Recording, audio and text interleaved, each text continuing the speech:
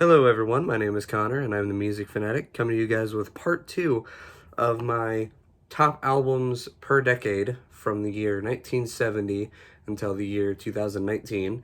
As you saw in the last episode, I did the 1970s and I basically go through every single year of a specific decade and say what my favorite album was that specific year of that specific decade. I will be doing this again from the year 1970 until the year 2019.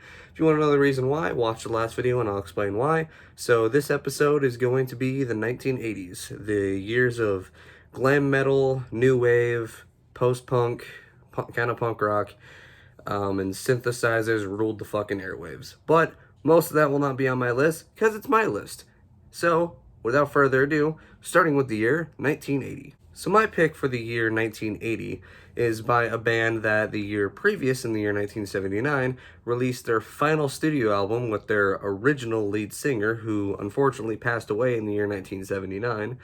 We're kind of in a bit of a rut of what to do. Found a new lead singer, made new songs with him, and released a new album. And it became not only the band's most successful album, and probably one of the best albums of the decade, but one of the best-selling albums of all time. I speak, of course, of Back in Black by AC/DC. This album, back to front, is just a phenomenal album and has some of the best songs that AC/DC ever made, and basically proved that even though Bon Scott had passed away, Brian Johnson was going to carry the torch for him, and carry it very good he did.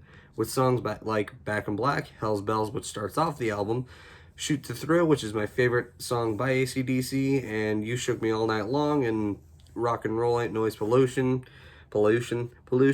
This album just proves to this day, after the year 1980 to now, why it's just one of the best albums of all time, why it deserves to be one of the best-selling albums of all time. So in the year 1977, the band that I picked for my favorite album of the year 1981 released an album that was almost my pick for the year, actually it was the year 1976, almost picked for my album of the year of 1976. But as I said back then in my original video, I thought Boston's self-titled album was just one of the best albums of that entire decade and just a complete masterpiece. But in the year 1981, even though they released a phenomenal album in the year 1980, Rush released their album Moving Pictures in the year 1981. And it is my favorite Rush album. It's probably, in my opinion, the best Rush album. Not only one of the best albums of the 1980s, but of course one of the best albums of all time.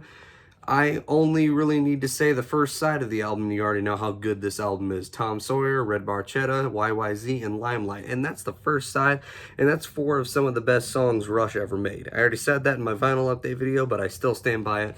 But you can't ignore songs like The Camera Eye, Witch Hunt, and Vital Signs, because there's only 7 songs off this entire album. But those 7 songs are just some of the best material Rush ever made, and proved that Rush was still a band to be reckoned with in the 1980s, and it's my pick for 1981. So in one of my last videos, I gave an update on my vinyl collection and saying what albums I had bought as of recent, and one of those albums was an album that was released in the year 1982, but I thought was released in the year 1983. Had it been released in the year 1983, I would have picked Stray Cats' Built for Speed as my favorite album of 1983, but it came out in 1982. However, another man released his album in the year 1982, and it's kind of one of the best-selling albums of all time. It's called his best album. It's probably his magnum opus. He basically almost changed the airwaves of how music was going to sound in the 1980s. It's Thriller by Michael Jackson. Ignoring everything that I've heard about the man throughout my life, I can still look at the man's music and appreciate it for that, and goddamn did Michael Jackson make good-ass fucking music. I don't really even need to say anything about how good this album is. If you've heard it, if you know anything about Michael Jackson, if you know anything about the 1980s, you know how much of a landmark this album was in 1982 and just in the 80s in general. It's probably the best album that came out from that decade, the most popular album from that decade, and it's just Thriller by Michael Jackson. I mean, need I say fucking more? I mean, of course, you got songs like Want to Be Starting Something, The Girl Is Mine, which features Paul McCartney, which he was a Beatle, so that song's awesome. PYT, of course, you have the fucking trilogy of the best fucking songs you probably ever made. Thriller, Beat It, and Billie Jean. Just classic after classic off this album. I don't really even need to say more. It's Thriller by Michael Jackson. It's the best album in 1982, and probably one of the best albums of the 80s. So I'll explain why I didn't pick this one, because the album Kill 'Em All by Metallica came out in the year 1983, and I'm a huge Metallica fan, and you may be sitting there wondering, if he's a huge Metallica fan, why the fuck would he not pick Kill 'Em All if that's the first album by Metallica? Though I think this album is really good, and I think that Metallica released their best material in the 1980s. I'll get to that, trust me. I don't know, Kill 'Em All, as much as I love this album, there was kind of another album that I kind of loved just a little more that was released in the year 1982. And if you're a person who doesn't like this band, I suggest you might want to click off this video because you don't want to hear me gloat about this album. War by U2 came out that year. And this is probably my favorite album by U2, besides the Joshua Tree, because that's their magnum opus. And above that, other than Kill 'Em All on this album, what I saw, not really much came out in the year 1983, and this is just a bona fide masterpiece. Song after song, this album is good to me, and I mean, it starts off with Sunday Bloody Sunday, Seconds, and New Year's Day. And New Year's Day is like probably my favorite U2 song. So, favorite album of 1983, without a doubt, is War by U2. My pick for the year 1984 was going to be Prince's Purple Rain, because this album is one of the best albums of all time, and it's Prince, and it's Purple Rain, and it has 4 of my favorite songs by him. That's over half the track list. But fear not, Metallica fans, because I did pick Ride the Lightning as my favorite album in 1984.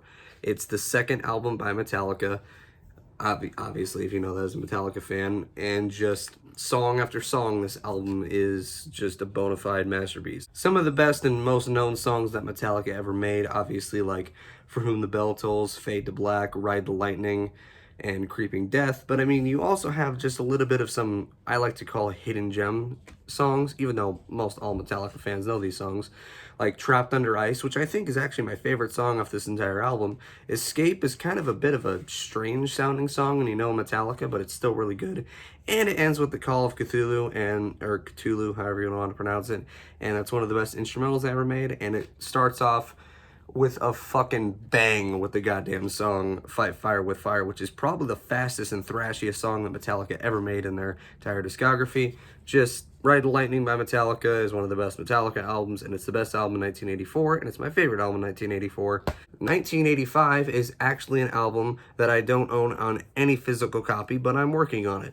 So 1985 is the dud year of the 1980s, in my complete honest opinion. Like, I saw what was released from that year and nothing really struck a chord with me, except emo was born this year. What do I mean by that? Well, in the year 1984, this band was formed, and then they released their first album and only album, I think, in the year 1985. I speak, of course, of Rites of Spring, and their self-titled release in the year 1985. And as I said, the album basically introduced emo to the world, and emo is obviously one of my favorite genres of music. I mean, if you look behind me, if you see my videos before, you know that I like me some emo music, and just the hardcore punk sound mixed with the emotional lyrics, mixed with the way that Guy Picciotto is singing on this album, lead singer, obviously, and just the way that basically he's like doing the hardcore punk screaming thing, but the way he's doing it is rather just like singing and like yelling and screaming his ass off, to the point where near at the end of every single song almost seems like he loses his voice after every single song. I mean, the song is just a landmark in a genre that was just starting to be born from another genre, hardcore punk. I mean, it was called emotive hardcore at first anyways. It's an album that cannot be ignored by me, and it's the album I picked for my favorite album of 1985, Rites of Spring, and their self-titled album. 2 albums that are considered to be a masterpiece came out in the year 1986, and both were produced by the same guy, and I kind of just had to give a shout out to him real quick. So Slayer, in their album Rain and Blood, which is probably the best album by Slayer, but my favorite album by Slayer, Seasons in the Abyss, and License to Ill by Beastie Boys came out that year. The Beastie Boys came out that year, and I've had this album with me ever since my childhood, and this is one of my favorite thrash metal albums of all time. Both were produced by the same guy. Had to give him a shout out, but I mean, no fucking shit, I picked this for 1986. It's Master of Puppets by Metallica. It's the third album by Metallica. It's their best album. It's a complete masterpiece. It's a metal masterpiece. One of the it's my favorite metal album of all time. It's literally like I listened to this album to remind myself what the sound of heavy metal should sound like. And it's the last album they made with Cliff Burton.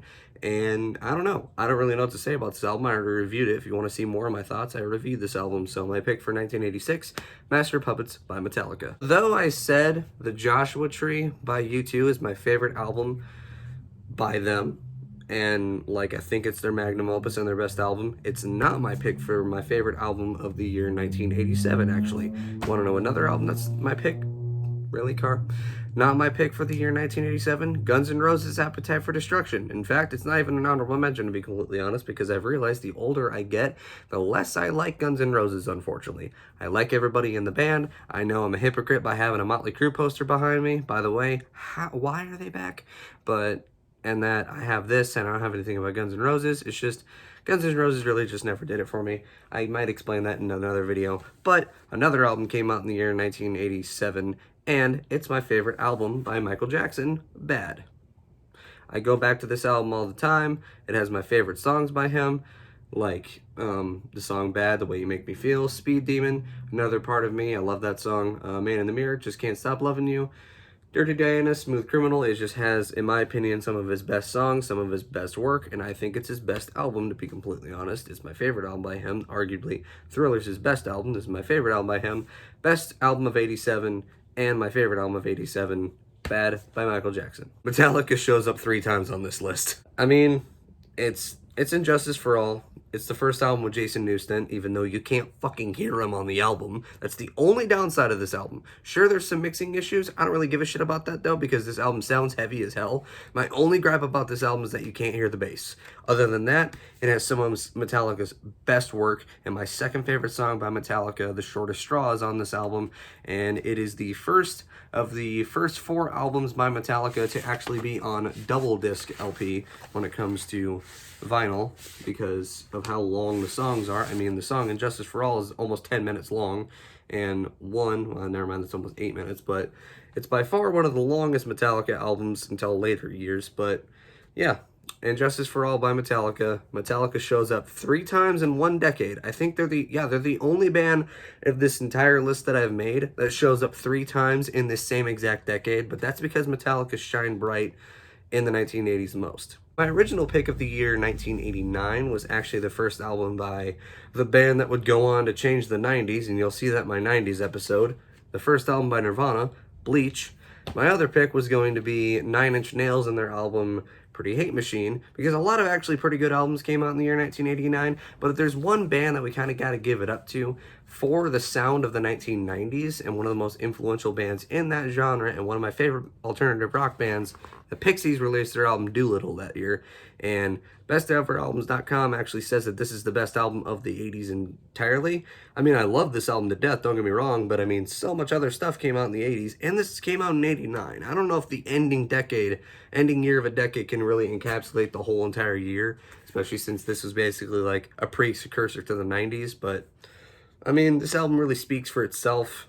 Really, it's the best album of 1989 in my opinion, and if it wasn't for this album, we wouldn't have bands like Nirvana and stuff like alternative rock in the 1990s and stuff. So yeah, Doolittle by the Pixies, my favorite album of the year 1989. So that's pretty much it. That's my list of my favorite albums of the 1980s by year, from 1980 until 1989. Thank you very much for watching this video. I'm excited for the next episode because I get to talk about my favorite decade in music, the 1990s. That video might be 2 parts because it might be really fucking long. But yeah, so thank you for watching this video. Hit that like button, hit that subscribe button. In the comments below, let me know which albums that you want me to review, and I will try my best to get to them. That's pretty much it. 3, 2, 1, I'm done. Join me next time for the 90s. Subscribe.